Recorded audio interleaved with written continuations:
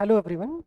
हमारा आज का जो टॉपिक है वो एक चाइनीज़ ट्रैवलर है जिसका नाम है फाहियान। एक्चुअल में जो फाहियान था वो गुप्त डायनेस्टी के टाइम पे जिस समय भारत में एक महान गुप्त शासक चंद्रगुप्त विक्रमादित्य रूल कर रहे थे उसके उनके काल में फाहियान भारत आया। और गुप्त काल के पॉलिटिकल सोसाइटी इकोनॉमी कल्चर उसके बारे में हमें जो जानकारी मिलती है उसका एक मेन जो सोर्स है वो फाहियान है। हालांकि और भी बहुत सारे सोर्सेस हैं।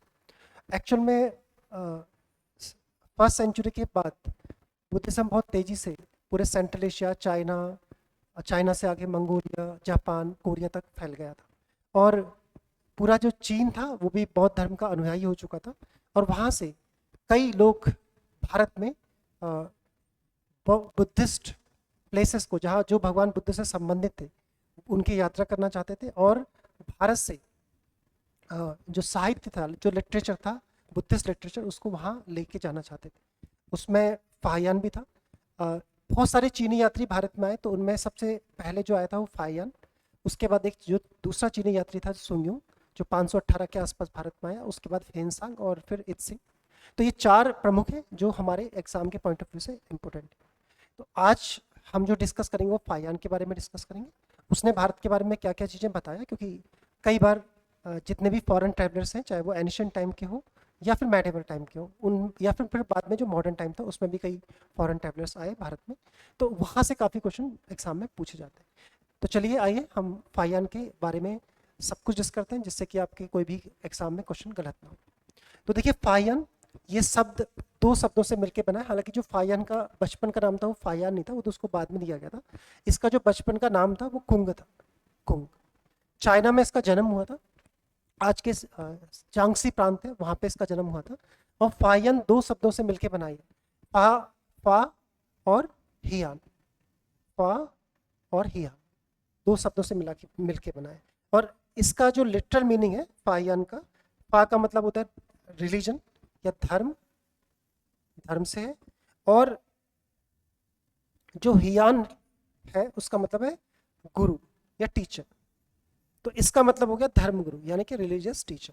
तो फाहियान का जो आपको ध्यान में रखना है, कई बार वनडे एग्जाम में या पीसीएस वगैरह में ऐसे पूछ लेते हैं कि बचपन का नाम क्या था, कुंग था। और फाहियान जो उसका नाम था जब वो उसने बौद्ध धर्म को अपना लिया, जब वो मॉन्क बन गया तब उसका शायद नाम फाहियान रखा होगा। और फाहियान का एक्चुअल में जो मीनिंग होता है वो होता है धर्म गुरु। अब देखिए वो उसका जो जन्म हुआ था 337 में हुआ था, मृत्यु 422 के आसपास हुई थी। इसमें से तो कोई क्वेश्चन नहीं बनता। बट वो भारत में जब आया था तो अप्रोक्स इसकी जो एज थी वो 60 ईयर्स थी। 399 में वो भारत आया और लगभग 10 से 11 साल वो भारत में रहा। उसके बाद वो यहाँ से श्रीलंका गया, श्रीलंका में भी 2 साल रहा। फिर वो जावा सुमात्रा होते हुए यानी कि मलक्का स्ट्रेट से होते हुए चाइना लौटा। यानी कि आया तो लैंड रूट से था और जो गया वो सी रूट से गया। आगे जब हम देखेंगे ह्वेनसांग तो वो आएगा भी लैंड रूट से और जाएगा भी लैंड रूट से। सुंगयुंग का भी यही हाल है। बट जब इत्सिंग आएगा तो वो सी रूट से आएगा मलक्का स्टेट होते हुए ताम्रलिप्ति और फिर वहीं से वापस चला जाएगा। तो ऐसे भी कई बार स्टेटमेंट वाले क्वेश्चन पूछ जाते हैं। इसने भारत में जो भी देखा, जो भी उसने सुना और जो भी उसने वहाँ पे ऑब्जर्व किया उस सबको उसने एक एक बुक में लिखा। उस बुक का जो नाम है उसको बोलते हैं फा को की। तो फा को की ये उसकी पुस्तक है। जैसे ह्वेनसांग की सीयू की है, इसकी फापो की है। इसका मतलब है a record of Buddhist kingdom. तो उसने भारत को बुद्धिस्ट किंगडम बोला क्योंकि भारत में उस समय बौद्ध धर्म काफी प्रचलित था। हालांकि जो गुप्ता रूल में धीरे धीरे जो ब्राह्मणिज्म था वो रिवाइव कर रहा था और तेजी से बढ़ रहा था। बट फिर भी जो बौद्ध बुद्धिस्ट था उसकी बुद्धिज्म की जो कंडीशन थी वो ठीक ठाक थी। हालांकि कुछ प्लेसेस धीरे धीरे डिक्लाइन कर रहे थे, उसको हम आगे डिस्कस करेंगे। तो ये इसका एक बेसिक इंट्रोडक्शन था जो हमने देखा ह्वेनसांग के बारे में।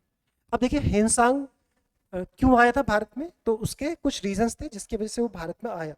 तो पहली चीज टू स्टडी बुद्धिज्म। जैसे मैंने बताया कि बहुत बौद्ध धर्म चाइना में प्रचलित था और वहां से बहुत सारे लोग भारत में आना चाहते थे, इसलिए ये भी आया। टू विजिट बुद्धिस्ट सीरीन यानी कि भगवान बुद्ध से रिलेटेड जो प्रमुख स्थल थे लाइक सारनाथ, कुशीनगर, बोध गया जहाँ भगवान बुद्ध को ज्ञान प्राप्त हुआ, कपिल वस्तु, है ना, इन सब जगहों पे वो विजिट करना चाहता था क्योंकि वो तथागत का बर्थ प्लेस भी था, कहीं पे उन्हें ज्ञान प्राप्त हुआ था। तो ये भी उसका एक पर्पस था। उसके अलावा वो चाहता था कि बहुत सारी जो बुद्धिस्ट मैन्युस्क्रिप्ट है यानी कि पांडुलिपियाँ हैं उनको यहाँ से लेके जाए क्योंकि सिंपल सी बात थी कि चीन में भारत से बौद्ध धर्म फैला था। तो कुछ वहाँ पे मिस इन्फॉर्मेशन थी, तो वो चाहता था कि यहाँ से मैं समझ के वहाँ जाऊँ और फिर उसका वहाँ पे मैं सही से प्रचार करूँ। इसका भी एक उद्देश्य यहाँ पे था। तो 399 में वो आया भारत में, और 399 में उसने यात्रा स्टार्ट करी।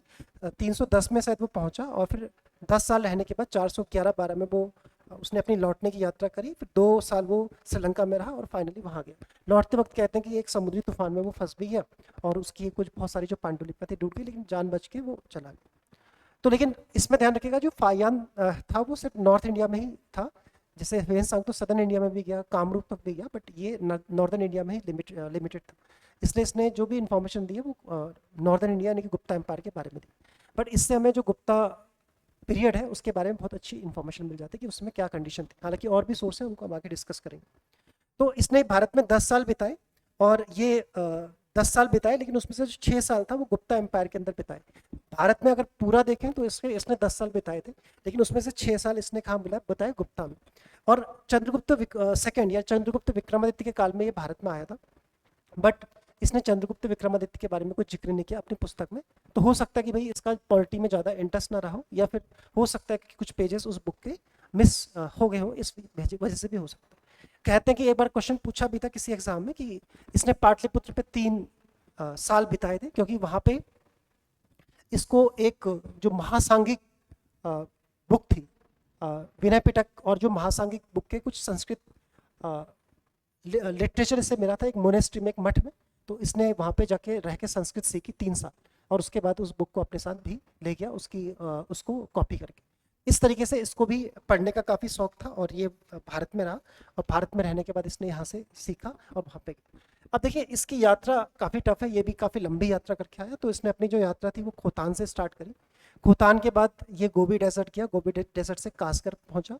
कासगर के बाद यानी कि सेंट्रल एशिया होते हैं, कासगर के बाद एक गंधार गया। गंधार के बारे में ये बताता है, गंधार यानी कि आज का जो कंधार है, क्योंकि उस समय बुद्धिज्म वहाँ पे लोकप्रिय था। और ये बताता है कि वहाँ पे अब हो सकता है सच हो या ना हो, लेकिन वहाँ पे अशोकन जो रूल बाय अशोकन डायनेस्टी, यानी कि अशोक यानी कि जो मौर्य साम्राज्य के जो बाद के लोग थे वो वहाँ पे शासन करते थे। और इसने वहाँ पे एक राजा का भी नाम बताया है, जिसका नाम है धम्मवर्धन। यानी कि वहाँ पे जो शासक है उसका नाम क्या है, धम्मवर्धन। यानी कि ये जो धम्मवर्धन था ये अशोक की डायनेस्टी से बिलोंग करता था, यानी कि कह सकते हैं कि मौर्य डायनेस्टी से बिलोंग करता था, ऐसा ये बता रहे। तो ये सब एग्जाम के क्वेश्चन, इसको ध्यान रखिएगा। फिर यहाँ से होते हुए आगे बढ़ा गंधार, क्योंकि उस समय एक मेन सेंटर था, गंधार कला वहीं से डेवलप हुई है। उसके बाद ये आगे गया पुरुषपुर, यानी कि जिसको आज हम पेशावर बोलते हैं, उस समय पुरुषपुर बोलते थे। पुरुषपुर इंपॉर्टेंट स्टेशन था, क्योंकि पुरुषपुर कनिष्क के टाइम पे काफ़ी डेवलप किया। और कहा जाता है कि वहाँ पे जो कनिष्क था उसने एक महान स्तूप बनाया था, जो उस समय पूरे भारतीय उपमहाद्वीप का सबसे बड़ा स्तूपा था, रत्न जड़ित था, सोने हीरे मोती उसमें जड़ित थे। तो उसने ये कनिष्क स्तूपों को देखा, किसने, फाहियान ने, और उसकी वर्शिप भी करी। साथ में वहीं पे उसे कमंडल ऑफ लॉर्ड बुद्धा, यानी कि भगवान बुद्ध का जो भिक्षा पात्र था जिसमें वो भिक्षा ग्रहण करते थे, उस भिक्षा पात्र को भी उसने वहीं पे पाया। और इसने और इसके जो साथी लोग थे उन्होंने उसकी पूजा अर्चना करी, क्योंकि भगवान बुद्ध का वही जिसमें वो खाना खाते थे, भिक्षा लेते थे, वो चीज़ थी। तो इसके बाद फिर उसने उसकी पूजा करी। फिर ये आगे बढ़े, आगे जाके ये तक्षशिला गए। तक्षशिला की कंडीशन थोड़ा सा डाउन थी, ऐसा ये बता रहे। फिर आगे ये मथुरा गए। मथुरा के बारे में इन्होंने काफ़ी कुछ बताया है, आगे भी मैं लिखूंगा कि मथुरा जो थी, इसने कहा कि रिच सिटी है, काफ़ी पैसा है वहाँ पे, वहाँ के अधिकतर लोग जो है वेजिटेरियन है। उसके अलावा इसने वहाँ पे बताया कि वहाँ पे बहुत सारे विहार भी हैं, जिसमें उसने 3000 मॉन्क्स को देखा। और उसने बताया कि यहाँ के जो राजा हैं, यहाँ पे जो भी रूल करते हैं वो बुद्धिज्म को फॉलो करते हैं, ऐसा इसने बताया। राजा का मतलब वहाँ के सामंत रहे होंगे, क्योंकि एक्चुअल में तो यहाँ पे गुप्त एम्पायर था, यहाँ के लोग उन्हीं के सामंत रहे होंगे, राजा का मतलब उसका ये हो। फिर आगे बढ़ता है, आगे वो जाता है श्रावस्ती। श्रावस्ती में जाता है तो वहाँ पे उसको जेतवन विहार की कहानी यह है कि जब श्रावस्ती वो गया था, भगवान बुद्ध जब श्रावस्ती गए, श्रावस्ती में के जो शासक थे वो कौशल की राजधानी थी श्रावस्ती, और वहाँ के जो शासक थे प्रसेनजित थे, उन्होंने बुद्धिज्म को अपनाया। और ये जो कहानी है उनकी जो भेंट है उसको भरूच स्तूपा में भी जगह मिली है। और वहीं पे एक बहुत रिच वहाँ का व्यापारी था जिसका नाम अनाथ पिंडक था। तो अनाथ पिंडक ने उनको एक विहार दान में दिया जिसका नाम जेतवन था। तो ये जेतवन विहार वही है, इसने उसको वहाँ पे अच्छी कंडीशन में देखा था। और यहाँ पे उसने ये भी बताया कि यहाँ पे फॉलोवर्स ऑफ उसको क्या मिले, देवदत्त। एक्चुअल में जो देवदत्त था वो भगवान बुद्ध का कजन ब्रदर था, और वो भगवान बुद्ध से नफरत करता था, और उसने कई बार भगवान बुद्ध को नीचा दिखाने की कोशिश भी की थी। बाद में उसने अपना एक संप्रदाय भी बना लिया था भगवान बुद्ध से अलग। और वो भगवान बुद्ध के अलावा जो भगवान के प्रीवियस बर्थ में जो कनक मुनि बुद्धा ऐसे करके बहुत सारे लोग थे, उनकी पूजा उनकी उनको मानता था, बट भगवान बुद्ध को नहीं मानता था। तो कनक मुनि, उससे पहले और भी जो बुद्ध की प्रीवियस लाइफ में जो बोधिसत्व है उनके बारे में उनको वो मानता था, बट भगवान बुद्ध को नहीं मानता था। तो उनके फॉलोअर्स भी यहाँ पे मिले, ऐसा कहा जाता है। फिर आगे वो गया भगवान बुद्ध के जो जन्म स्थान था कपिल वस्तु पे गया, और लुम्बिनी में गया। वहाँ पे उसने भगवान बुद्ध के पैलेस, यानी कि उनका जो महल था, भगवान बुद्ध का महल, उसको देखा। और वो उसकी जो कंडीशन थी वो काफ़ी ख़राब थी, कि महल को देखा जहाँ पे भगवान बुद्ध का जन्म हुआ था, ऐसा उसने बताया। उसके बाद वो कुशीनगर गया जहाँ पे भगवान बुद्ध की मृत्यु हुई थी। उसके बाद वो आया पाटलिपुत्र। पाटलिपुत्र में मैंने अभी बताया था कि उसको एक बुक मिल गई थी जिसमें जो विनय पिटक और महासंघिक संप्रदाय का जिसमें संस्कृत वर्जन था, उसको सीखने में उसने 3 साल लगाए। उसके अलावा वो राजगृह भी गया। राजगृह में उसको वेणुवन विहार, एक्चुअल में जो वेणुवन विहार की स्टोरी है, वेणुवन विहार, तो वेणुवन विहार ये राजगृह, राजगृह आपको पता है कि राजधानी जो थी वो जो आपका मगध साम्राज्य था उसकी पहली राजधानी राजगृह थी, जिसको गिरिव्रज भी बोलते थे। और जिस समय भगवान बुद्ध थे उस समय यहाँ के जो शासक थे उनका नाम था बिम्बिसार। और बिम्बिसार और भगवान बुद्ध अच्छे मित्र भी थे। और जब भगवान बुद्ध पहली बार राजगृह गए थे ज्ञान प्राप्त करने के बाद, तो वहाँ पे जो बिम्बिसार थे उन्होंने उनको वेणुवन विहार दिया था। तो ये इसने वेणुवन विहार में देखा, वहाँ पे उसके दर्शन किए। उसके अलावा ये और भी जो प्लेस थे जहाँ पे भगवान बुद्ध ने पहला उपदेश दिया था, सारनाथ, बोध गया, मतलब भगवान बुद्ध से रिलेटेड सारे जो प्लेसेस थे उनको भी वहाँ पे भी इसने विजिट किए और उनके बारे में अपनी जो पुस्तक है उसमें लिखा। उसके बाद ये अपना अंतिम जो था, जब उसने सब कुछ अपना कलेक्ट कर लिया था, उसके बाद ये ताम्रलिप्ति गया। ताम्रलिप्ति के बारे में उसने काफ़ी कुछ बताया कि ये ईस्टर्न का मतलब साउथ ईस्ट एशिया के लिए एक बहुत अच्छा ट्रेडिंग पॉइंट है। यहाँ से पूरा साउथ ईस्ट एशिया को अच्छा ट्रेड होता है और साथ में म्यांमार वगैरह को भी ट्रेड होता है, तो काफ़ी रिच है। इसके ताम्रलिप्ति के बारे में अगर हम देखें तो महाभारत में भी है, दीपवंश महावंश के बारे में भी है। आगे ह्वेनसांग भी ताम्रलिप्ति के बारे में बताएगा, तो एक टाइम पे ये बंगाल में पड़ेगा। ऐसे पोर्ट्स अक्सर एग्जाम में पूछ लिए जाते हैं, तो ये ताम्रलिप्ति है, इसको आप ध्यान रखिए। तो ताम्रलिप्ति से होते हुए वो कहाँ चला गया, श्रीलंका। वहाँ पे उसने 2 साल बिताए और वहाँ भी उसने कुछ ग्रंथों का अनुवाद किया। उसने ये भी कहा है कि जो श्रीलंका था या सिलोन था, वहाँ पे पहले राक्षसों का शासन हुआ करता था। इस शहर को राक्षसों ने बसाया है। हो सकता है रावण वगैरह के बारे में बातें कर रहा हूँ, बट जो भी था उसके बाद ये यहाँ मलक्का स्टेट से होते हुए फाइनली अपना चाइना पहुंचा। चाइना में जाके उसने फाको की बुक को लिखा। तो इस तरीके से उसकी यात्रा थी। उस यात्रा में उसने कई चीज़ें बताई, कई क्वेश्चन हैं जो यहाँ से बन सकते हैं, जो मैंने आपको मार्क किया। जैसे कि गांधारा, जहाँ पे उसने बताया कि वहाँ पे धम्मवर्धन रूल कर रहे हैं जो मौर्यन डायनेस्टी से बिलोंग करते हैं। पुरुषपुर यानी कि पेशावर, जहाँ पे उसने कनिष्क के स्तूप को देखा, जो कि वो बता रहा है कि 30 हाथ ऊंचा था, यानी कि 30 फीट के करीब होगा, और वो पूरा रत्न जड़ित था, सोने वगैरह से जड़ित था। और वहीं पे उसने भगवान बुद्ध के भिक्षापात्र को देखा। मथुरा के बारे में उसने बताया कि काफ़ी रिच सिटी है और वहाँ के लोग वेजिटेरियन हैं, और 3000 उसने मॉन्क्स देखे। उसके अलावा श्रावस्ती, जहाँ पे उसको चेतवन विहार और फॉलोवर ऑफ देवदत्त मिले। फिर कपिल वस्तु में उसने भगवान बुद्ध का महल देखा, जहाँ उनका बर्थ प्लेस, वो सब देखा। फिर पाटलिपुत्र में 3 साल रहा, क्योंकि वहाँ पे उसने संस्कृत सीखी, ऐसा क्वेश्चन पूछा है। राजगृह में उसको वेणुवन विहार को देखा, जिसको बिम्बिसार ने भगवान बुद्ध को दिया था।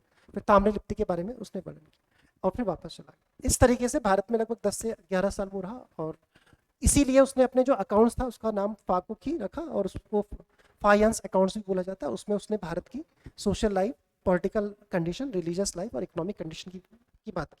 भारत तो नहीं कह सकते, क्योंकि मैंने बताया वो नॉर्थ इंडिया में रहा, और इस एरिया को मध्य देश बोलता था। उसके बारे में भी हम डिस्कस करेंगे। तो मेनली जो गुप्त एम्पायर की, अगर हम कहेंगे कि गुप्ता पीरियड की जो सोशियो इकोनॉमिक पॉलिटिकल कंडीशन है, उसको जानने के लिए इसका जो सोर्स है वो बहुत अच्छा है। जैसे हर्ष के पीरियड को अगर आप जानना है तो ह्वेनसांग का जो बुक है CU की, वो बहुत इंपॉर्टेंट है।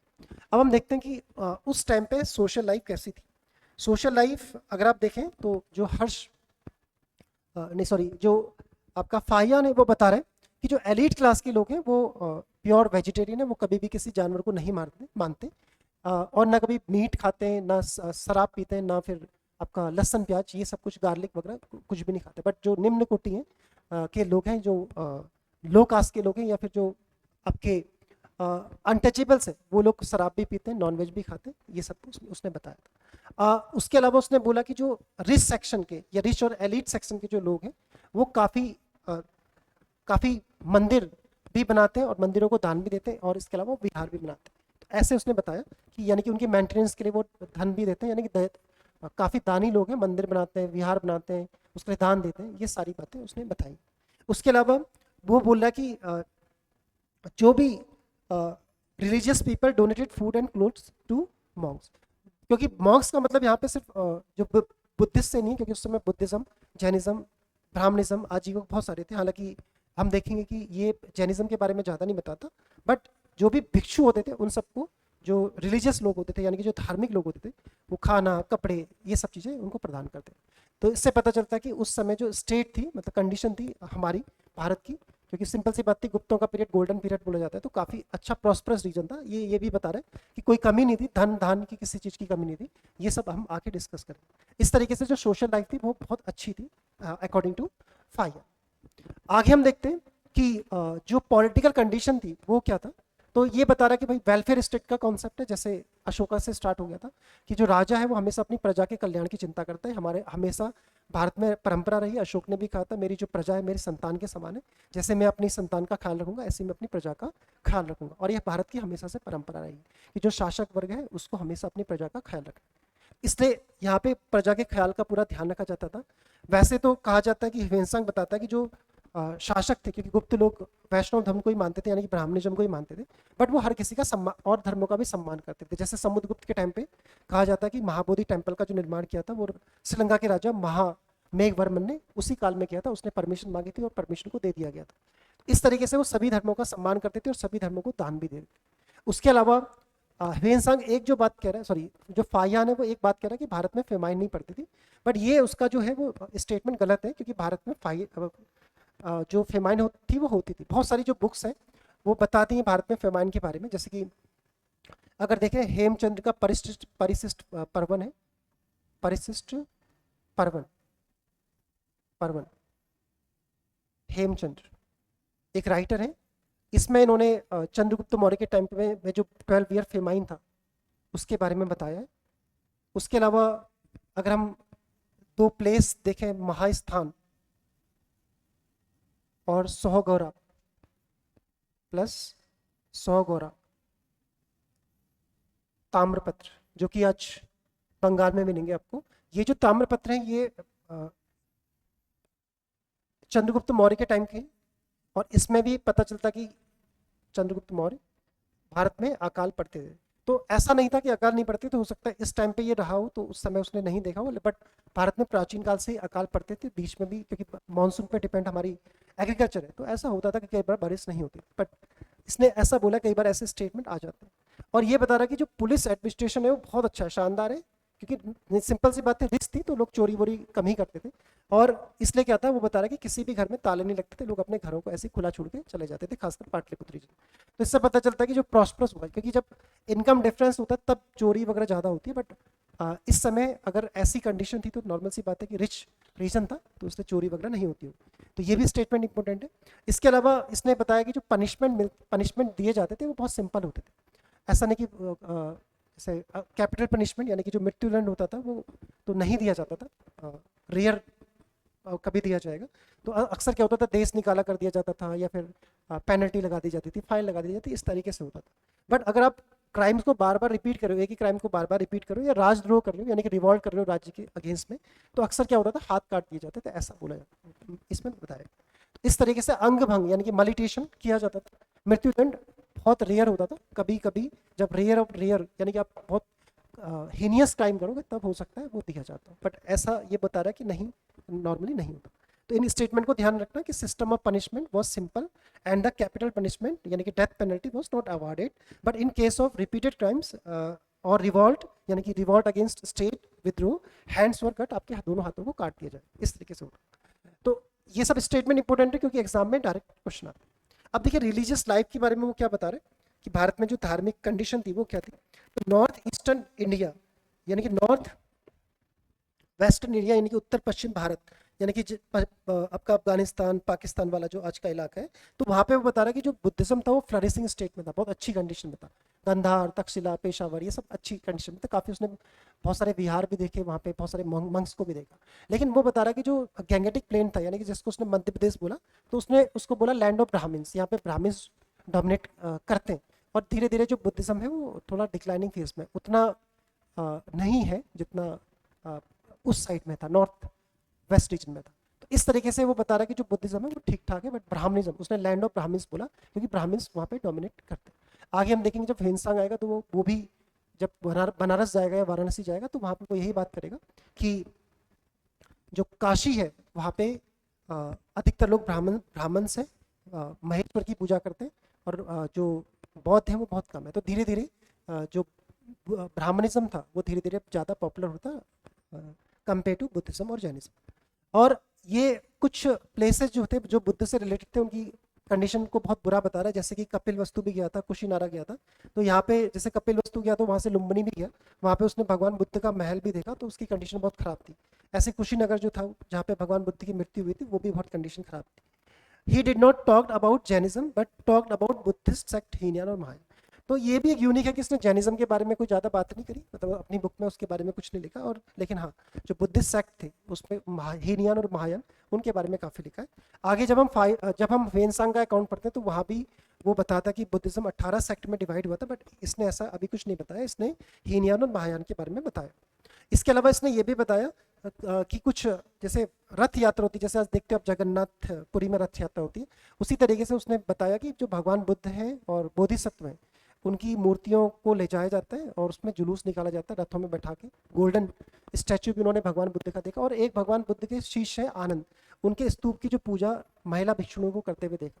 तो कहने का मतलब है धीरे धीरे, क्योंकि जैसे महायान बुद्धिज्म था उसमें मूर्ति पूजा स्टार्ट हो गई थी, तो साथ में जुलूस तरीके से निकालते थे, जैसे रथ यात्रा टाइप की निकालते थे, जैसे आज भी होता है गणेश उत्सव वगैरह में। इस तरीके से आप देखते हो दुर्गा पूजा के टाइम पे, या फिर एक फेमस है जगन्नाथपुरी की रथ यात्रा।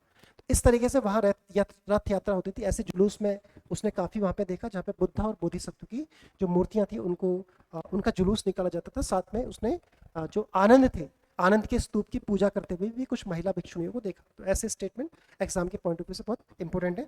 बाकी वो कह रहा है कि जो पूरा रीजन था वो रिलीजियस टॉलरेंट था, लोग सब एक दूसरे के धर्म के सम्मान करते थे, और भारत में हमेशा से यही रहा है, सर्वधर्म समभाव। आज भी वही नीति हम लोगों की जा रही है, हमारे संविधान में उसको जगह दी गई। इकोनॉमिक कंडीशन के बारे में जैसे मैंने बताया कि हमेशा से उसने कहा कि प्रॉस्परस था, और नॉर्मल सी बात है उस समय रोमन एम्पायर से भारत का ट्रेड होता था, और गुप्तों का जो टाइम था वो गोल्डन पीरियड उसको बोला जाता है, और इसी टाइम पे भारत सोने की चिड़िया था, तो कोई कमी नहीं थी, हर चीज़ था भारत। और वो बता रहे कि ताम्रलिप्ति जैसे मैंने बार बार ताम्रलिप्ति के बारे में बताया कि ताम्रलिप्ति बहुत इंपॉर्टेंट था ट्रेडिंग पॉइंट ऑफ व्यू से। यहाँ से भारत का बहुत बड़ा व्यापार होता था, जैसे आज गुजरात के भड़ौच वगैरह जो क्षेत्र हैं वहाँ से व्यापार होता है, कांडला पोर्ट वगैरह।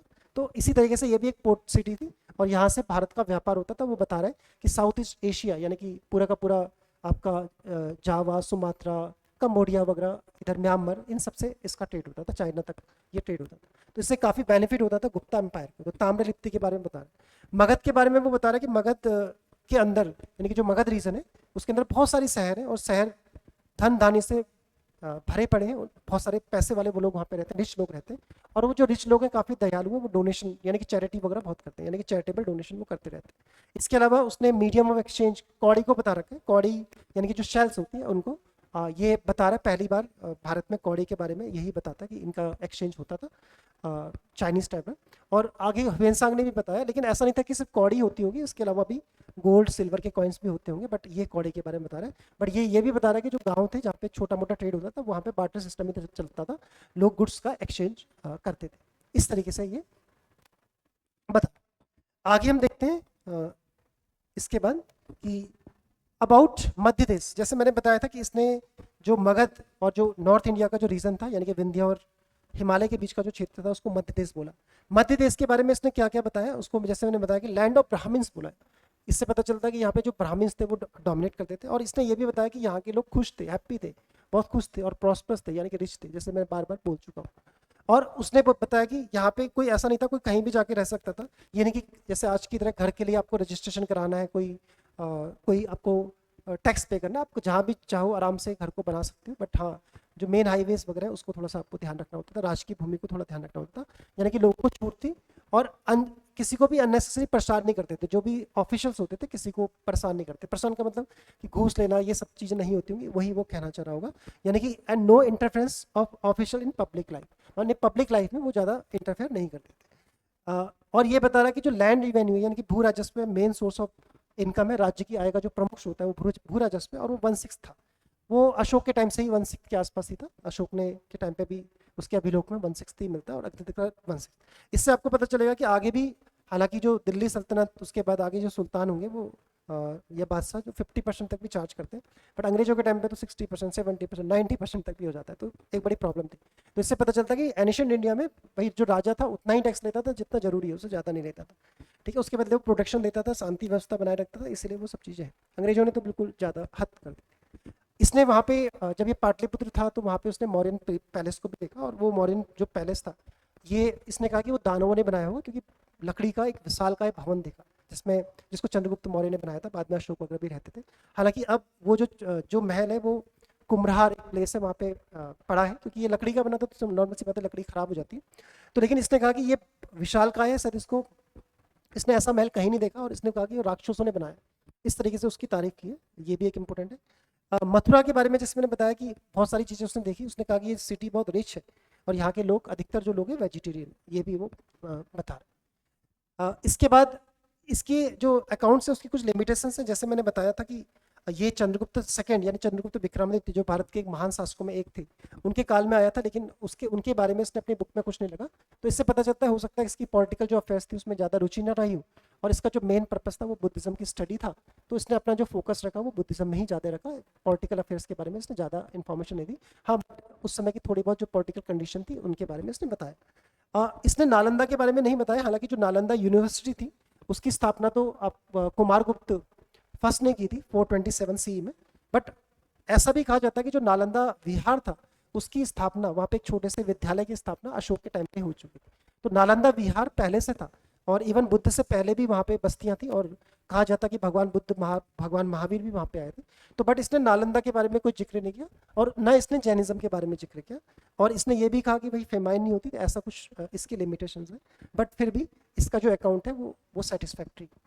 पाटलिपुत्र मैंने बताया था कि पाटलिपुत्र में इसने 3 साल बिताए थे, किसी एग्जाम में पूछा था। ताम्रलिप्ति में 3 साल बिताए थे इत सिंह ने, वहाँ पे उसने संस्कृत सीखी थी, लेकिन 3 साल इसने बिताए थे पाटलिपुत्र में। तो ऐसा क्वेश्चन से आरआरबी में पूछा हुआ था किसी में। He discovered a copy of Vinaya Pitaka which included the Mahasanghika regulation written in Sanskrit. तो विनय पिटक की इसको वहाँ पे एक कॉपी मिली जिसमें महासांगिक रेगुलेशंस भी थे, और वो संस्कृत में थे, इसलिए इसने पूरी संस्कृत को सीख डाला। 3 साल में इसने संस्कृत को सीखा। उसके बाद अपनी साथ ये बहुत सारी जो पांडुलिपियाँ थी उसको लेके ताम्रलिप्ति गया, ताम्रलिप्ति से ये श्रीलंका गया, श्रीलंका में 2 साल रहा, वहाँ पे भी इसने कुछ बुक्स का ट्रांसलेशन किया। वहाँ से जाने के बाद फिर ये जावा सुमात्रा यानी कि मलक्का स्टेट से होते हुए चाइना पहुंचा, वहाँ पे इसकी फिर बाद में मृत्यु। इस तरीके से फाहियान का अकाउंट था। फाहियान का अकाउंट इंपॉर्टेंट अकाउंट्स है, ये हमारे UPSC, state PCS, one day exam सबके लिए इंपॉर्टेंट है, क्योंकि जितने भी फॉरेन ट्रेवलर्स थे उन्हीं से हमारे हिस्ट्री के बारे में, हमारे इतिहास के बारे में जानकारी मिलती है। क्योंकि सिंपल सी बात थी कि भारत में मतलब इतिहास लिखने की कोई परंपरा नहीं थी, बट इन लोगों ने जो बुक्स वगैरह लिखी उनसे हमें भारत की हिस्ट्री को जानने का मौका मिलता है। तो आज के लिए इतना ही। Thank you very much.